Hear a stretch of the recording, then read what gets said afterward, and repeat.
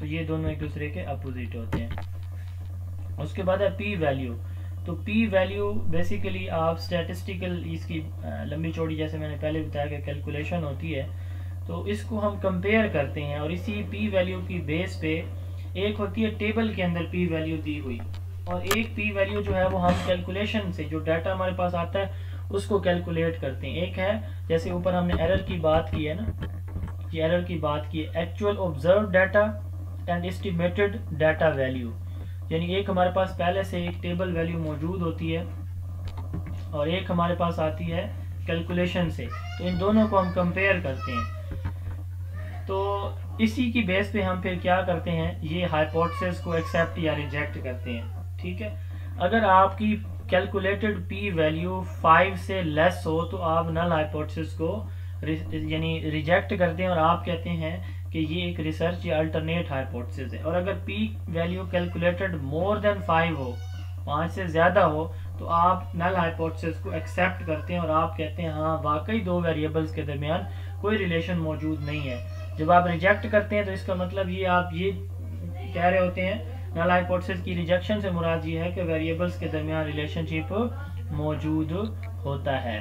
ठीक है, तो ये पी वैल्यू और हाइपोथेसिस का आपस में जो लिंक है ये मैंने बता दिया। If the calculated p-value is less than 0.05, the null hypothesis is considered to be false or nullified. Mean to say there is impact of relation of independent variable with dependent. Variable independent का dependent के साथ कोई ना कोई relation है। ठीक है, कोई ना कोई relation नहीं है, सॉरी।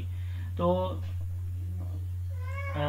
जबकि आप जो है जब आप कहते हैं कि P value P calculated value आपके 0.05 से ज़्यादा है, तो देन आप क्या बोलते हैं, आप ये बात कर रहे होते हैं कि आपका हाइपोथेसिस नल हाइपोथेसिस एक्सेप्टेड है और दो वेरिएबल्स के दरमियान कोई रिलेशनशिप मौजूद नहीं है।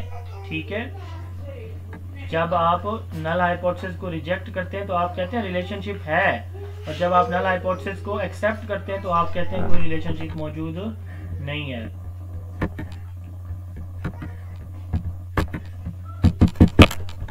अच्छा जी, इसके बाद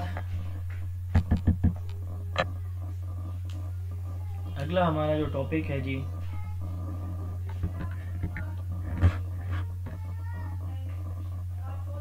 एक सेकेंड वेट कीजिएगा जी प्लीज।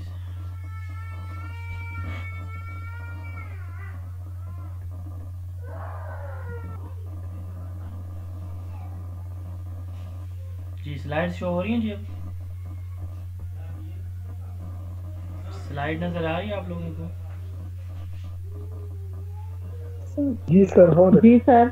अच्छा, उसके बाद है टू टेल टेस्ट। जब एक रिसर्चर को ना पता हो कि एक इंडिपेंडेंट वेरिएबल का पॉजिटिव इफेक्ट है या नेगेटिव है, पॉजिटिव इफेक्ट है या नेगेटिव है। सर मेरी तो वही वाली है, प्रीवियस वाली। इसको हम टू टेल अभी आ जाएगी नेक्स्ट। अच्छा, तो टू टेल P टेस्ट अभी आ जाएगी नेक्स्ट।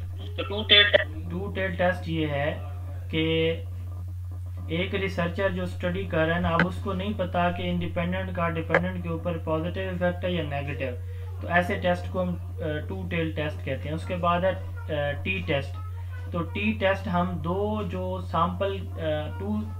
सैंपल हमारे पास हैं, उनके मीन्स को हम कंपेयर करते हैं। ठीक है, ऐसा टेस्ट जो दो सैंपल के मीन्स को कंपेयर करने के लिए यूज किया जाता है उसको टी टेस्ट कहते हैं। अगर हम दो सैंपल के मीन्स को कंपेयर ना कर रहे हो तो फिर हम क्या करते हैं, एक सैंपल को किसी दूसरी फिक्स वैल्यू के साथ कंपेयर करते हैं। या तो हमारे पास दो सैंपल है मुख्तलिफ, तो हम उस वक्त ये यूज करते हैं। ठीक है, दो सैंपल्स के मीन्स को देखने के लिए। और अगर हमारे पास दो सैंपल ना हो, एक फिक्स वैल्यू हो और एक सैंपल हो, तो फिर उस फिक्स वैल्यू के साथ हम उसके मीन को कंपेयर करते हैं। ये हम उस वक्त यूज करते हैं जब हमारे पास सैंपल साइज लेस देन 30 हो, सैंपल लेस देन 30 हो। यही काम हम उस वक्त करेंगे जब इसको जी टेस्ट कहेंगे जब हमारे पास सैंपल साइज मोर देन 30 हो, यानी दो सैंपल्स के मीन्स को कंपेयर करेंगे या एक सैंपल मीन को दूसरी किसी फिक्स वैल्यू के साथ कंपेयर करेंगे और हमारे पास सैंपल साइज जो है वो ग्रेटर देन 30 होगा, तो ये जी टेस्ट कहलाएगा। अगर सैंपल लेस देन 30 है टी टेस्ट है, ग्रेटर देन 30 है तो जी टेस्ट है। अच्छा, उसके बाद है जी अनोवा। ये आपने पढ़ा है पहले कि 2 से ज़्यादा जो सैंपल्स होते हैं उनकी जो मीन्स होते हैं उनको कंपेयर करने के लिए यूज़ किया जाता है। उसके बाद है जी जी स्कोर। जी स्कोर कैसे हम फाइंड आउट करते हैं, ये इसका फार्मूला है, ठीक है। ये आपकी कोई इंडिविजुअल वैल्यू है x, नीचे ये स्टैंडर्ड डेविएशन है, और ये जो है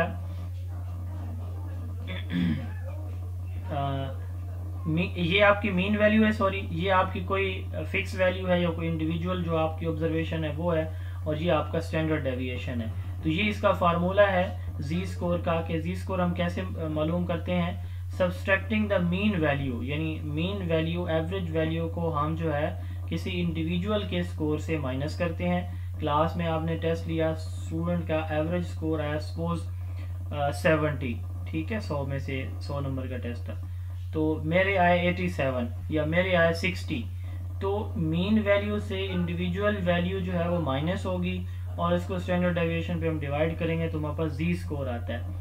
उसके बाद एफ वैल्यू, एफ टेस्ट जो है दो पॉपुलेशन के वेरिएंस को उनकी जो रेशो है उसके जरिए से मालूम किया जाता है। यानी हम क्या करते हैं, ये लार्जर सैंपल हमारे पास जो होता है उसका वेरिएंस, उसको हम डिवाइड कर देते हैं स्मॉलर जो पॉपुलेशन है उसके वेरिएंस के ऊपर, तो हमारे पास ये फिर एफ टेस्ट आता है। ये यकीनन आपकी थोड़ा सा मुश्किल भी होंगी, तो इनको रटा ही लगा लें, इनका फार्मूला साथ लिखा हुआ है, इसको देख लें कि लार्जर सैंपल वेरिएंस को स्मॉलर सैंपल वेरिएंस पे डिवाइड करके ये हम एफ वैल्यू या एफ जो है टेस्ट ये फाइंड आउट करते हैं। याद रखिएगा ये पेपर में सवाल आते हैं और ये सारी कैलकुलेशन से समझ आती है।